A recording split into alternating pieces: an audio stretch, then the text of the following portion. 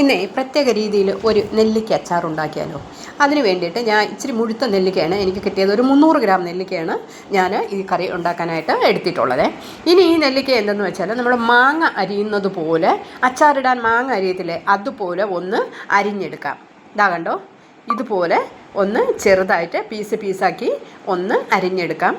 ഈ വലിയ നാരങ്ങ അച്ചാർ ഇടുമ്പോഴാണ് നമുക്ക് ഒരു അച്ചാർ വയ്ക്കുമ്പോൾ ഒരു വല്ലാത്ത ഒന്ന്. ഈ നാരങ്ങ നെല്ലിക്ക അരിഞ്ഞിട്ടാണ് കയ്യിലൊക്കെ ഇങ്ങനെ അതിൻ്റെ നിറം വന്നിട്ടുണ്ട് കേട്ടോ. നെല്ലിക്ക നല്ല കറുപ്പ് നിറം വരും അരിഞ്ഞു കഴിയുമ്പോൾ.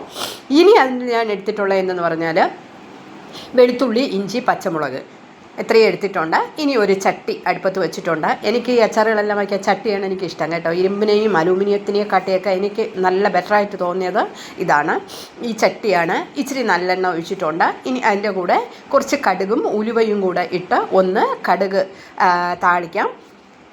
ആദ്യം കടുകിടാം, പിന്നീട് ഉലുവ ഇടാം. ഇതൊക്കെ ഒന്ന് പൊട്ടി വരട്ടെ. നല്ല അടിപൊളി ടേസ്റ്റാണ് കേട്ടോ ഇങ്ങനെ ഈ നെല്ലിക്ക അച്ചാർ ഉണ്ടാക്കുന്നത്.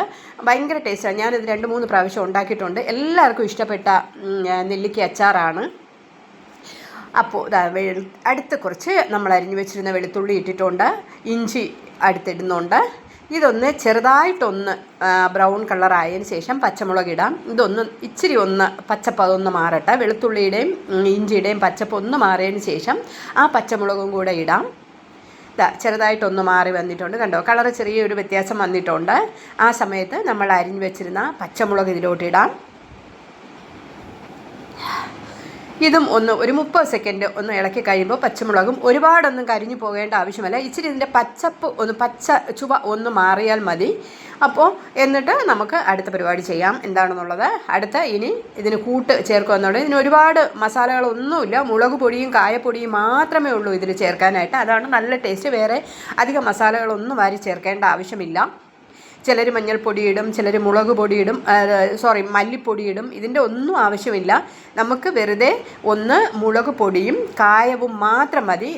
ഏകദേശം പച്ചമുളകൊക്കെ റെഡി ആയിട്ടുണ്ട്. 3 സ്പൂൺ കാശ്മീരി മുളക് പൊടിയാണ് ഞാനിട്ടത്. മാക്സിമം നിങ്ങൾ എടുക്കുമ്പോൾ കാശ്മീരി മുളക് പൊടി എടുക്കുക. കാരണം എന്നാൽ പച്ചമുളക് ഇട്ടിട്ടുള്ളത് കൊണ്ട് ചെറിയ എരിവ് കാണും. ഇച്ചിരി കൂടുതൽ കായവും കൂടെ എടുത്തിട്ടുണ്ട്. പിന്നെ അതിൻ്റെ കൂടെ നമുക്ക് ഉപ്പും കൂടെ ഇടാം. ഇതൊന്ന് വരണ്ട് വരട്ടെ. ഉപ്പ് ഞാൻ കല്ലുപ്പാണ് കേട്ടോ ഉപയോഗിക്കുന്നത് ഇപ്പോൾ. അതുകൊണ്ട് എല്ലാത്തിനും കുറച്ച് നേരത്തെ ഇടണം, എങ്കിലേ കല്ലുപ്പ് അലിഞ്ഞ് വരത്തുള്ളൂ. ഒന്ന് ഇതിൻ്റെയും ഒരു പച്ചമണം മാറുന്നത് വരെ ഒന്ന് വഴറ്റി എടുത്തിട്ടുണ്ട്. അതുകൊണ്ടോ നിറമൊക്കെ മാറി വന്നിട്ട് ചട്ടിയിലായതുകൊണ്ട് പെട്ടെന്ന് തന്നെ അതിൻ്റെ നിറമൊക്കെ മാറി കിട്ടും. ഇനി ഉപ്പ് എടുത്തിട്ടുണ്ട്. ഉപ്പ് ഇച്ചിരി കൂടുതൽ വേണം, കാരണം നെല്ലിക്കയ്ക്ക് ഉപ്പ് ഇച്ചിരി ആവശ്യമുണ്ട്. എന്നാലും നാരങ്ങയ്ക്ക് ഇടുന്നതിൻ്റെ അത്രയല്ല, നമുക്കറിയാമായിരിക്കുമല്ലോ ക്വാണ്ടിറ്റി എത്രയാണ്. നമ്മൾ എത്രയാണോ എടുക്കുന്നത് അതനുസരിച്ച് സാധാരണ വീട്ടിൽ ചെയ്യുന്നവർക്ക് അറിയാൻ പറ്റും ഉപ്പിൻ്റെ ക്വാണ്ടിറ്റി. പുതിയതായിട്ട് ഒക്കെ ചെയ്യുന്നവരാണെന്നുണ്ടെങ്കിൽ ആദ്യം കുറച്ച് ഉപ്പ് ഇടാവൂ, പിന്നീട് നമുക്ക് ഉപ്പ് ചേർക്കാം. ഇനി അരിഞ്ഞു വെച്ചിരുന്ന നെല്ലിക്ക ഇതിലോട്ടൊന്ന് ചേർത്ത് ഒന്ന് മിക്സ് ചെയ്യാം.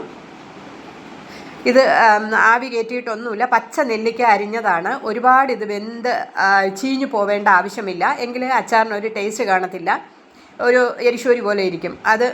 അതുകൊണ്ട് ഒരുപാട് നെല്ലിക്ക വെന്ത് ചെയ്യേണ്ട ആവശ്യമില്ല. അതാണ്ടോ നല്ലവണ്ണം മിക്സ് ചെയ്തെടുത്തിട്ടുണ്ട്.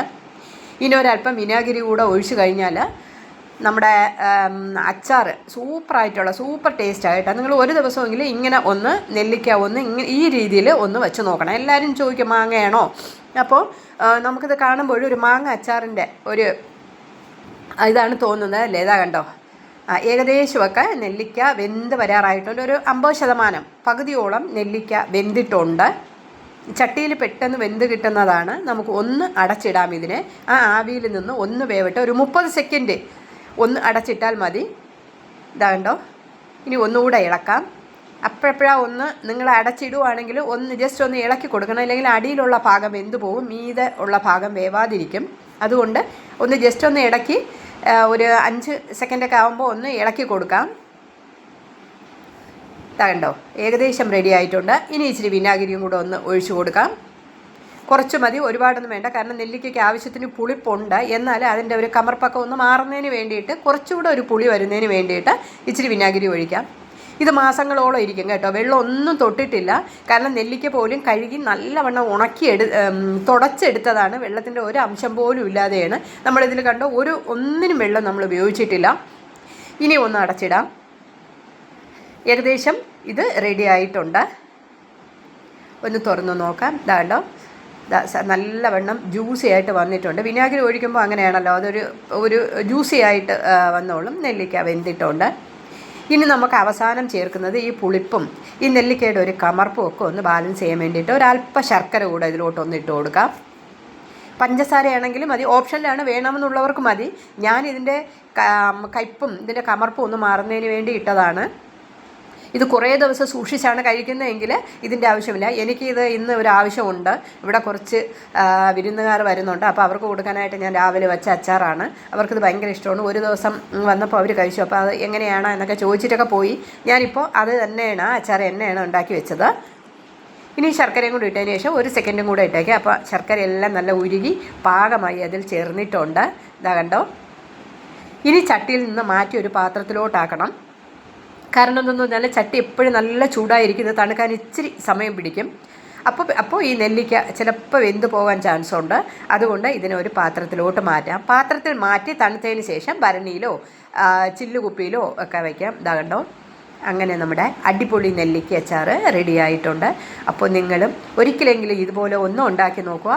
ഉണ്ടാക്കിയിട്ട് കൊള്ളാം, നിങ്ങൾക്ക് യൂസ്ഫുൾ ആണ് എന്ന് തോന്നുവാണെങ്കിൽ നിങ്ങൾ ഒന്ന് കമൻറ്റ് ചെയ്തേക്കുക. ഓക്കെ, കണ്ടോ, അടിപൊളി അച്ചാർ നമുക്ക് റെഡി ആയിട്ടുണ്ട്. ആകെ 300 ഗ്രാം നെല്ലിക്കയെ വാങ്ങിച്ചിട്ടുള്ളൂ. ഇത് മാസങ്ങളോളം നമുക്ക് ഉപയോഗിക്കുകയും ചെയ്യാം. പക്ഷേ എനിക്ക് 1 മാസത്തോളം ഒന്നും ഉപയോഗിക്കാൻ പറ്റത്തില്ല, കാരണം എനിക്ക് ഇന്ന് തന്നെ തീരും. Okay, by.